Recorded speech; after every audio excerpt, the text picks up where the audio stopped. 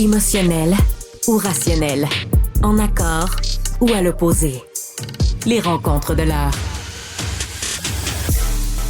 C'est l'heure de la rencontre avec notre duo qui aujourd'hui sera tout masculin. Pour la première fois que je rencontre aussi Marc-André Leclerc ainsi que Nick Payne que j'ai rencontré la semaine dernière. Bon après-midi, messieurs. Écoutez, c'est un sujet, je ne sais pas jusqu'à quel point c'est important parce que Justin Trudeau a quand même eu une tempête la semaine dernière qui lui a un peu brassé le toupet.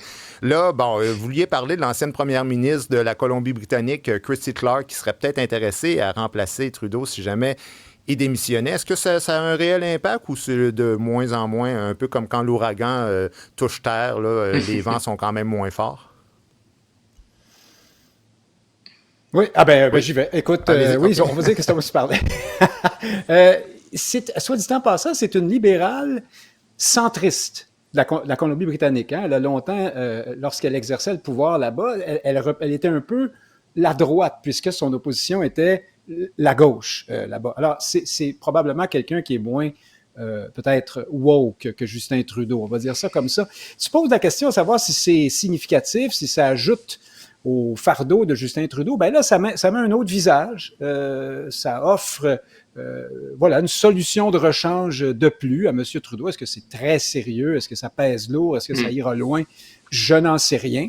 Mais dans le contexte actuel, c'est évidemment, on ne peut pas classer ça au rang des bonnes nouvelles pour Justin Trudeau, là, qui aura fort à faire à son caucus de mercredi. S'il se rend là, à l'heure actuelle, il doit être en train de mesurer ses appuis pour s'assurer que s'il se présente à son bien cuit, en présence des mutins qui veulent le dégommer, il faut qu'il soit sûr qu'il a les coups des franches et qu'il pourra rester en poste. Alors, à suivre. Mais dans ce contexte-là, donc, on a souvent dit que la mutinerie manquait un peu de poids parce qu'on ne sentait pas de remplaçant potentiel prêt à prendre le relais.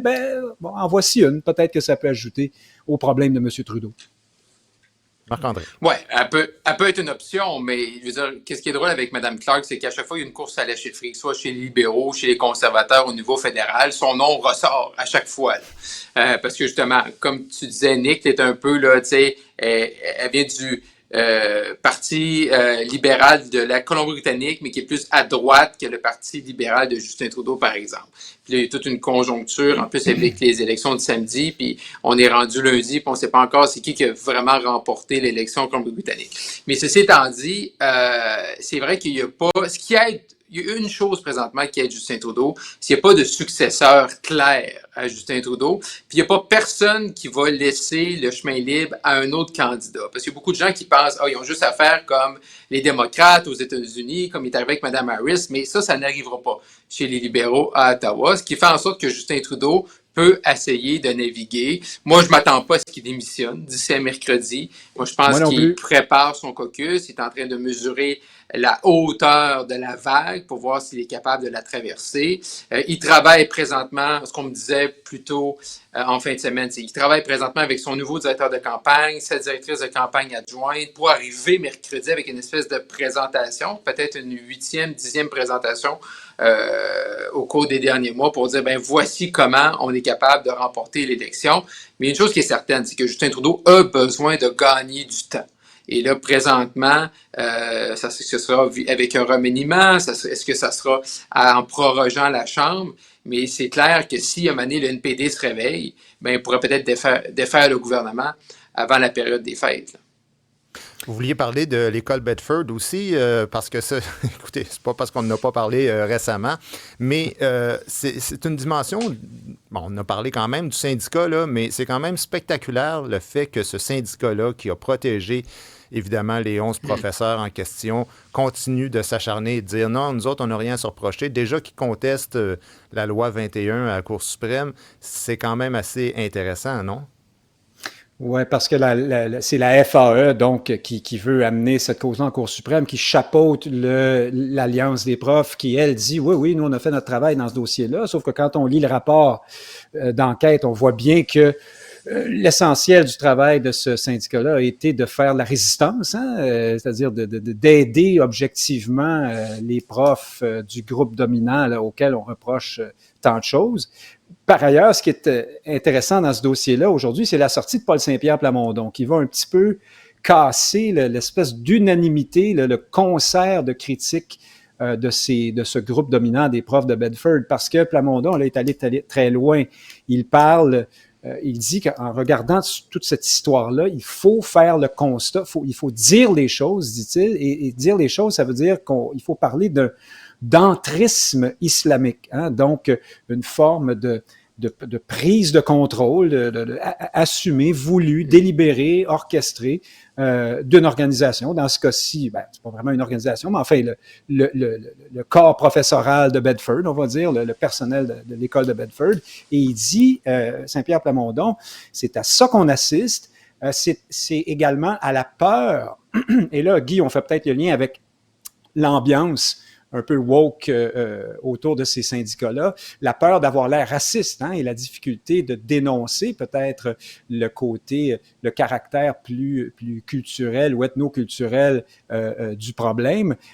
Donc, Saint-Pierre Plamondon dit tout ça vient jouer ici et fait en sorte que ce problème-là a traîné en longueur et qu'il nous éclate en plein visage aujourd'hui. Et là, Plamondon dit, pour régler ça, nous, au Parti québécois, dit-il, nous suggérons une laïcité plus musclée, plus forte. Hein? On comprend qu'il faudrait renforcer la loi 21 ou mieux l'appliquer, je ne sais trop. Ben moi, je réponds quand même une chose à ça, c'est avec de tels niveaux d'immigration, est-ce qu'il y a une seule loi, une seule méthode, une seule politique pour nous permettre d'éviter des problèmes comme celui-ci? Moi, je pense que ce qui me surprend peut-être le plus dans le dossier actuel, c'est qu'on soit surpris. Il y a actuellement, là, à Montréal, je te donne 2 chiffres, puis je vais laisser la parole à Marc-André, 219 écoles sur 447 ont plus que 50% d'élèves nés à l'étranger.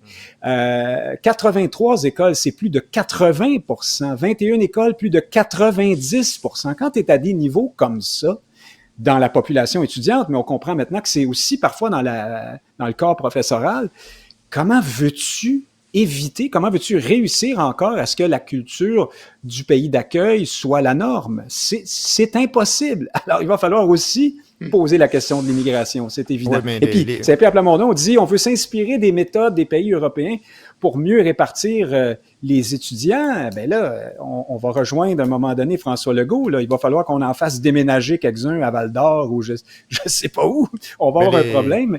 Les nouveaux arrivants sont quand même pas responsables du fait que la population locale fait moins d'enfants non plus. Alors, c'est ça. Non, ça c'est clair. Puis, autre problème. Également, au-delà, bien sûr, des chiffres, Nick, que tu présentes par rapport à la situation, c'est également, je pense, que ce qu'on va être l'école Bedford, c'est le reflet un peu d'une administration là, pognée dans la mélasse, là, où tout le monde essaie de protéger tout le monde. Pognée aussi dans son idéologie.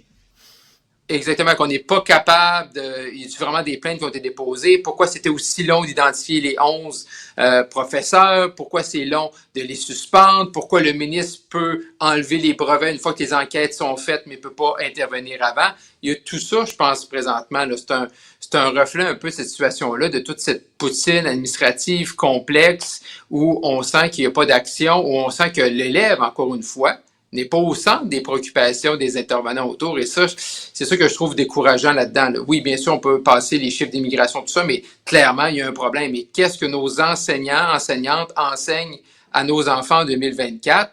Ça, il faut falloir se casser la tête là-dessus, puis s'en préoccuper, puis pas juste dans la région de Montréal.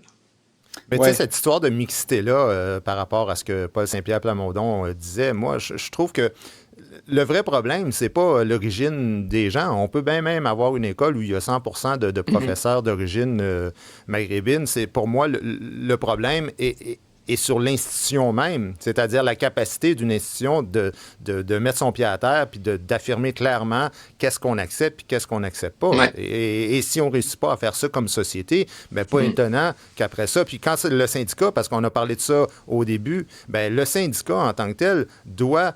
Moi, ça me fait toujours rire, les syndicats qui défendent leurs membres. C'est-à-dire qu'un syndicat ne devrait pas défendre ses membres individuellement à tout prix. Il devrait surtout défendre l'intégrité du corps professoral dans ce corps-là, dans ce cas-là. Il devrait se dire, si on veut une bonne réputation, on peut pouvoir condamner des gens et laisser aller les pommes pourries, comme les policiers. Si, à un moment donné, tu as un policier qui est complètement fou puis qui tire ses citoyens, je veux pas que le syndicat le défende. Si tu es syndicat, tu dis, sac-moi ça dehors, nous autres, on n'est pas de même, les policiers. Mais si tu les défends à tout prix, ben, tu es en train de dire, ça, c'est une façon de faire, puis il y a d'autres façons de faire. Bien, je te suis sur les syndicats, Guy, sur la question de la responsabilité des difficultés d'intégration. Je pense que c'est les deux. C'est-à-dire que, bien sûr, il faut que l'institution se tienne debout et clairement, dans ce cas-ci, ce n'est pas arrivé. Et c'est arrivé juste à temps pour tout le monde en parle. Hein? Tout soudainement, on a découvert les noms des professeurs le samedi soir ou le samedi dans la journée, je sais pas trop. Mais aussi, quand même, il faut accueillir dans des nombres raisonnables. Moi, je pense qu'à 100%, tu cours après le trouble. Tu as beau avoir la direction la plus forte au monde. Et c'est un autre problème qui se dessine à Montréal, c'est que, et un problème qui a préoccupé d'ailleurs les jeunes libéraux, hein, je le précise, dans leur dernier rassemblement, là, c'est que le caractère multiethnique est en baisse dans plusieurs écoles parce que c'est une communauté qui prend le dessus sur toutes les autres numériquement, mais aussi parfois par la simple force de sa conviction ou de ses idées ou de sa culture, je ne sais trop. Alors ça, c'est un problème aussi. Là. Elle devient la norme, cette communauté. Alors, évidemment, si tu n'as même pas un pauvre petit Canadien français d'origine dans la gang, ça devient pas mal compliqué d'imposer une norme culturelle. Marc-André, pour terminer, est-ce que tu voudrais avoir le mot de la fin? Oui, mais c'est l'affaire, est-ce que même si on avait ajouté 3, 4, 5 élèves par classe qui sont ici, nés au Québec, je ne suis pas sûr que ça réglait la situation. Mais ce qui reste, c'est que le dossier n'est pas fini. Ça, c'est sûr et certain, le dossier n'est pas fini. Puis il va rester qu'il reste encore beaucoup de questions. Là. Autant M. Drainville. Sans doute que M. Drainville aurait aimé ça, hein, que les suspensions arrivent beaucoup plus tôt, là, suite à son annonce que rapidement le centre de services scolaires aille de l'avant avec des suspensions. Mais là, l'étape des gamins, il va y avoir des enquêtes. Qu'est-ce qu'on va faire avec les brevets? Qu'est-ce qu'on fait avec les enseignants? Puis qu'est-ce qu'on fait avec les membres de la direction? C'est un dossier qui n'est pas fini. Là. Et les prochaines enquêtes? Dans une demi-heure environ, je m'entretiens avec Gilles Royer, qui est un spécialiste dans cette question-là, la réussite scolaire. Je pense que ça va être très intéressant. On va avoir une discussion justement philosophique par rapport à ces enjeux-là. Merci, messieurs, d'avoir participé à ce débat. À bientôt. Merci, Guy. Salut, au revoir. Salut.